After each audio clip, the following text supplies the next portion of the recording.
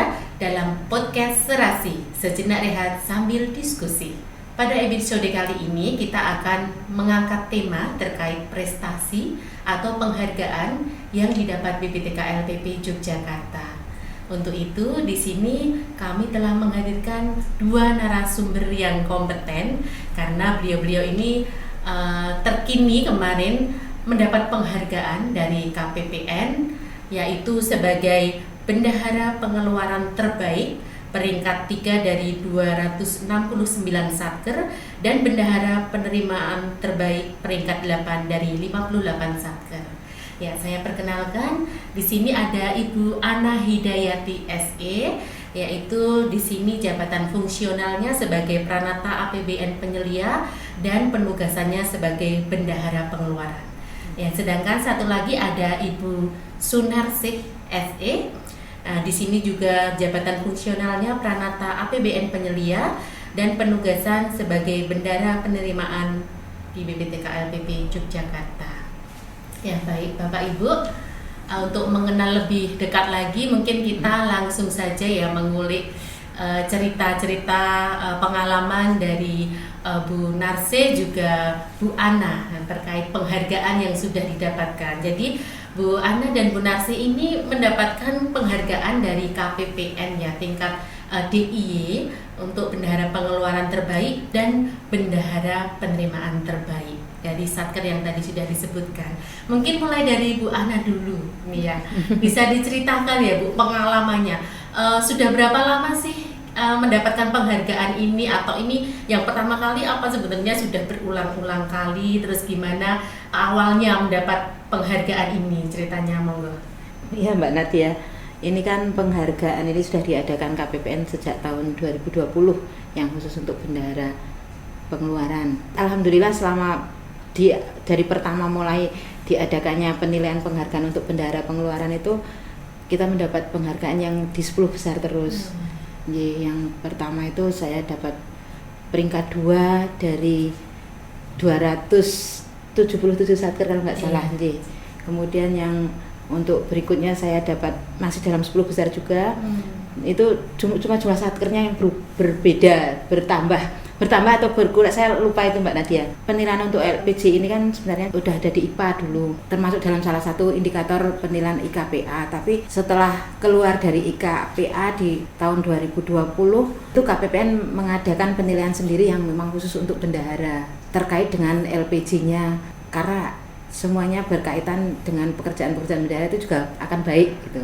Ya, berarti kita itu dari tahun 2020 berturut-turut ya, setiap tahun dikeluarkan KPPN kita selalu mendapat penghargaan 10 besar ya Bu ya. Iya, makanya kemarin ketika penghargaan terakhir kemarin kan diminta ke depan untuk memberikan testimoni, untuk memotivasi satker bendahara-bendahara di satker lingkup KPPN, bagaimana triknya agar yang dari satker-satker lain dalam lingkup KPPN itu juga bisa saling bermotivasi untuk mengejar peringkat itu, karena memang di peringkatnya kan ditulis dari nomor 1 sampai sejumlah satker itu, tidak ada yang peringkatnya double, itu tidak ada. Berarti prestasi yang memang benar-benar patut ya diapresiasi. Jadi berturut-turut dari penyelenggaraan tahun 2020 dikeluarkan KPPN, Bendahara Pengeluaran kita ini Bu Ana selalu mendapatkan 10 besar. Nah, itu patut dibanggakan dan juga dicontoh mungkin ya untuk pegawai lainnya untuk selalu berprestasi gitu. Kemudian kalau Bu Narsi sendiri Bu, coba diceritakan sejak kapan memperoleh penghargaan ini gitu, mungkin ceritanya monggo. Ya, baiklah Mbak Nadia dan sobat semua. Untuk yang pertama itu tahun 2014 ini mendapat penghargaan dari Kementerian Kesehatan P2P mengenai pengelolaan PNBP terbaik. Untuk yang tahun 2023 ini sama dengan Bu Ana mendapat piagam penghargaan Bendahara Penerimaan Terbaik nomor 8 dari 58 satker. Itu yang dinilai itu mengenai laporan pertanggungjawaban pelaporan ke KPPN. Jadi yang dinilai itu mengenai ketepatan waktu sama kelengkapan dokumen. Ya, baik. Ya, Sobat Serasi, sangat luar biasa ya bendahara kita dua orang ini, karena sangat berprestasi, terus menerus mendapatkan penghargaan, piagam penghargaan, bahkan tadi juga tidak hanya dari satu sumber gitu penghargaannya Bu Narsih tadi.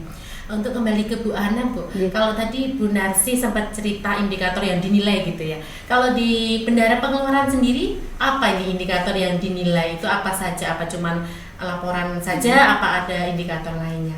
Indikatornya malah justru lebih banyak di bendahara pengeluaran, Mbak. Oh, iya. Kalau di bendahara pengeluaran itu kan harus meneliti ketersediaan saldo, kemudian rekeningnya cocok tidak sama rekening yang, karena rekening kita kan rekening virtual yang sudah nginduk dari eselon 1 kita.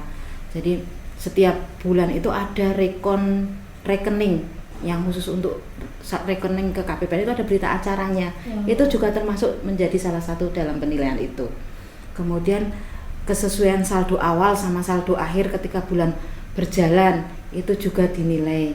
Kemudian ada lagi yang untuk ketepatan revolving UP, kita kan ada dibatasi untuk UP itu 1 bulan harus minimal 1 kali revolving. Kalau kita nggak revolving, keterlambatan nanti jelek. Itu ada juga, itu masuk di penilaian itu juga. Alhamdulillah Mbak Nadia, kemarin di tahun 2023 ini kan Bank Mandiri pertama kali mengadakan Satker kontes yang kerjasamanya dengan KPPN dan Kanwil Perbendaharaan. Itu mereka mengadakan penilaian terkait transaksi yang dilakukan oleh bendahara Satker, sama terkait pemakaian kartu kredit, sama terkait pembayaran non tunai. Alhamdulillah kita menang juara pertama untuk kategori D Satker yang limitnya di atas 300 juta. Kemarin penghargaannya diserahkan di Kanwil Perbendaharaan oleh Kepala Kanwil Perbendaharaan sama Direktur Bank Mandiri. Oh ya, luar biasa sekali ya Sobat Serasi. Jadi dari seabrek-abrek indikator yang dinilai itu ternyata banyak sekali, dan itu sebenarnya belum semua pekerjaan yang dilaksanakan bendahara ya. Kalau pekerjaannya sendiri itu sebanyak apa sih? Melingkupi apa pekerjaan di bendahara pengeluaran, juga di bendahara penerimaan? Coba dari Bu Ana dulu, kemudian nanti dilanjut Bu Narsih ya. Untuk bendahara pengeluaran itu Mbak Nadia sesuai dengan tupoksi yang ada dan sesuai dengan peraturan Undang-Undang Nomor 17 itu tugasnya itu menerima, membayarkan, menata usahakan, dan mengelola uang persediaan. Tapi ya kenyataannya juga uang LS yang bendahara pun kita lakukan. Ya. Tetap dilaksanakan, kan ada yang tidak bisa menggunakan uang persediaan, atau pas ketika uang persediaan kita nggak cukup, kita pakai LS bendahara. Jadi lingkup itu juga tetap kita tata usahakan dalam rangka pelaksanaan APBN kita ya Mbak Nadia, mengamankan APBN kita. Kemudian tapi tugas-tugas bendahara itu juga sebenarnya berkaitan dengan banyak pihak. Jadi kalau bendahara bisa baik, bisa lancar, itu karena didukung semua pihak. Kalau SPJ-nya teman-teman lancar, itu ya kita bisa menyusun LPJ ke KPPN lancar, bisa melaksanakan UP tepat waktu. Tapi kalau teman-teman yang pelaksana juga kita juga nggak bisa, kita hanya bisa mengupayakan, tapi ya tetap ada dukungan dari teman-teman. Jadi keberhasilan itu juga berkat kerjasama dari semua tim, dari tim manajemen, dari tim pelaksana kegiatan, semuanya mendukung untuk itu. Terima kasih untuk semuanya.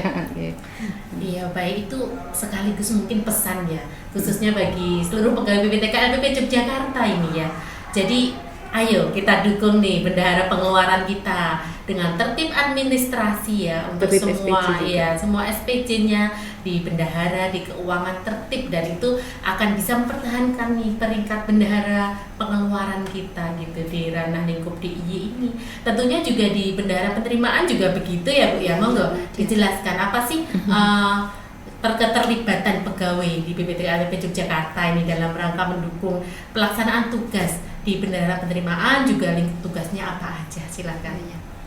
Baiklah Mbak Nadia, untuk tugas sebagai bendahara penerimaan sesuai dengan peraturan perundang-undangan juga, yaitu menerima, menyimpan, menata usahakan, serta mengelola uang penerimaan negara atau PNBP.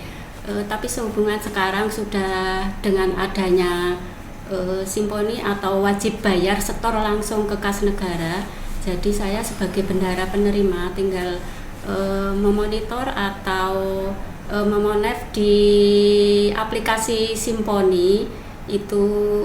Di sana ada terlihat bahwa kode billing tersebut sudah dibayar atau belum, itu di aplikasi Simponi terlihat. Nah, itu lingkup dari pekerjaan saya. Nah, untuk keberhasilan mendapatkan piagam penghargaan pun kami didukung dan dibantu oleh teman-teman tim Yanlik dan Humas. Oh ya, kalau untuk bendahara penerimaan ini nih lebih keluar ya Bu sifatnya, jadi dari pelanggan gitu ya, betul, dari pelayanan gitu. Jadi dukungan ini para sobat serasi semua nih kita butuhkan biar BPTK LPP Yogyakarta tetap bisa mendapat penghargaan gitu sebagai bendahara penerima terbaik tadi ya. Jadi para pelanggan silahkan tertib juga administrasinya, pembayarannya, jangan sungkan-sungkan untuk konsultasi juga nih dengan bendahara penerimaan kita gitu. Oke Bu Narsi dan juga Bu Ana, di sini kan ini ya pekerjaannya tuh selalu uang gitu, menghitung duit lah, kemudian transaksi uang gitu, pastinya akan ada kejenuhan gitu. Gimana sih selama ini tuh tipsnya untuk mempertahankan konsistensi gitu, mempertahankan semangat kerjanya gitu sehingga bisa meraih penghargaan berturut-turut dari tahun ke tahun. Ya silakan Bu Narsi dulu. Ya baiklah Mbak Nadia. Kalau menurut saya sih ya kejenuhan memang ada, tapi kembali ke hati kita, niatkan bekerja itu dengan niat ibadah. Kalau kita punya niat ibadah, insya Allah rasa kejenuhan itu hilang begitu saja. Seperti itu Mbak Nadia kalau menurut pendapat saya. Wah bagus sekali. Kalau dari Bu Ana sendiri gimana nih Bu? Kalau di bendahara pengeluaran memang nganunya kan memang banyak ya. Keriuhannya ya. Keriuhannya banyak, aspeknya juga banyak. Untuk bosan itu ya memang bosan Mbak, kadang-kadang yang dilihat itu saja. Kalau fisik uang sekarang mungkin enggak ya karena sudah non tunai ya. Jadi tapi kan lihat angka-angka itu sudah kadang-kadang dan pekerjaan itu berulang-ulang memang kadang-kadang menjemukan. Ini sudah dikerjakan di sini, besok masih harus lihat ini lagi. Satu berkas itu kadang-kadang saya pegang sampai 10 kali, 5 kali. Minimal itu 5 kali harus sudah dilihat ketika pertama kali mentransaksikan, ketika mau store pajaknya juga saya lihat berkas itu lagi. Ketika saya mau membukukan, saya lihat itu lagi. Ketika mau transfer, dilihat lagi. Ya berkasnya ya itu saja. Sampai kadang-kadang angkanya itu sampai hafal. Kebayang-bayang itu yang punyanya siapa itu. Tapi ya itu seperti yang Bu Narsi sampaikan, kalau kita ya niatnya niat ibadah. Ya bagaimana lagi, memang itu sudah jadi tugas kita, harus dilaksanakan. Kalau enggak pun nanti kalau kita sampai ya kan membawa nama satker juga. Nah itu saya juga itu yang saya jaga. Nanti kalau beneran satkernya jelek kan juga enggak kan. Ya tapi niat utama ya niat ibadah itu gimana lagi. Iya Bu, sambil menerapkan juga berakhlaknya kita itu tentunya ya, karena kita harus loyal gitu ya pada organisasi, menjaga nama baik juga gitu. Dan tentunya berorientasi pelayanan gitu. Nah kalau untuk yang misalnya hari weekend gitu ya, untuk menghilangkan kejenuhan juga sering ini nggak nih mengagendakan refreshing gitu, healing, kemana jalan-jalan gitu, mungkin sama anak sama suami gitu, sering juga ya. Kalau obat keluarga itu kan memang obat Mbak. Iya. Kalau sudah capek itu pulang ke rumah ya memang sedikit terhibur. Kadang-kadang kalau di kantor sudah sampai nggak bisa berpikir, kadang-kadang sudah pulang itu sudah numpuk banyak target harus pulang aja, tak tinggal pulang, nanti penting saya kerjakan di rumah lagi. Nah, lanjutkan lagi ya? Iya kalau sudah fresh baru saya lanjutkan lagi. Bahkan sampai pekerjaan itu dibawa ke rumah nih saking loyalnya gitu. Iya, apresiasi lah pokoknya untuk bendahara pengeluaran dan penerimaan kita ini. Itu terpaksa karena harus dikejar waktu kan ada deadline-nya. Kalau enggak ya enggak tak bawa. Ya itu tadi Bu, karena kalau yang itu yang mendorong untuk menyelesaikan pekerjaan gitu. Kalau belum tuntas tuh rasanya hatinya belum lega gitu ya, masih ada yang ganjel gitu. Nah mungkin untuk yang terakhir nih Bu, mungkin Sobat Serasi di rumah atau yang di kantor juga ada di antaranya juga merupakan bendahara pengeluaran, merupakan bendahara penerimaan ya. Mungkin bolehlah dibagi tips-tipsnya gimana sih biar mendapatkan ini penghargaan, juga kita sharing ilmu ke sesama jabatan keuangan, ke sesama pengampu tugas kebendaharaan ini. Monggo dari Bu Narsi dulu mungkin. Ya. Kalau saya punya tips itu kita bekerja sesuai dengan ketentuan. Misalkan seperti laporan pertanggungjawaban kan ditentukan sebelum tanggal 10 bulan berikutnya. Kita berusaha semaksimal mungkin, jangan sampai deadline kita masih punya tanggungan. Kalau bisa sebelum tanggal 5 itu saya usahakan LPJ sudah diterima oleh KPPN dan sudah feedback ke kita dan tidak ada permasalahan. Seperti itu Mbak Nadia. Ya, kalau Bu Ana gimana ini Bu tipsnya? Intinya sih sama dengan yang disampaikan Bu Narsi kalau terkait LPJ. Kalau waktu seperti yang disampaikan Bu Narsi sama.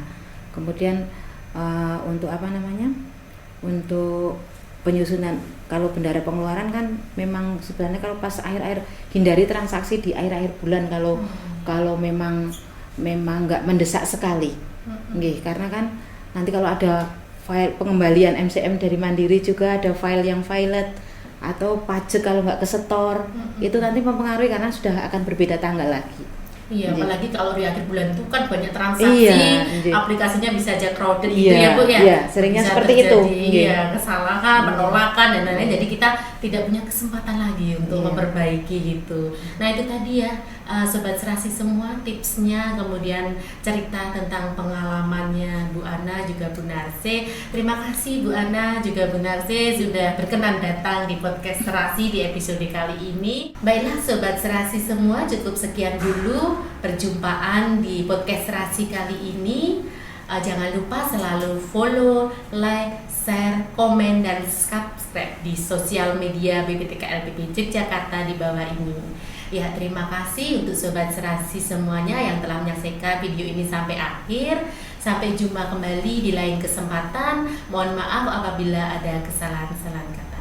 Wassalamualaikum warahmatullahi wabarakatuh.